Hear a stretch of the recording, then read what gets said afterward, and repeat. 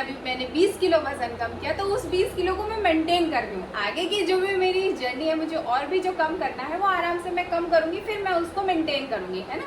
लेकिन पहले ऐसा कभी नहीं होता था। पहले मैं जितना वजन कम करती थी, थोड़ा भी आगे पीछे शेड्यूल हुआ वापस बढ़ जाता था।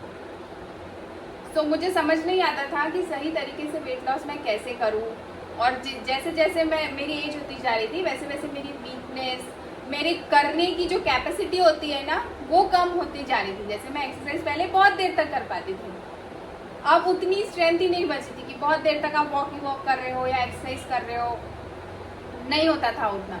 तो मुझे ऐसा लगता था जो जिसके भरोसे में बैठी रहती थी वो तो अब हो ही नहीं रहा है मुझसे, तो अब मैं कैसे करूँगी, है ना। जो एकदम एक्सट्रीम डाइट्स होती थी, मैं पहले महीनों महीनों तक एक टाइम या आधे टाइम ऐसा बोल सकते हैं, या लिक्विड्स पे रह लेती थी। लेकिन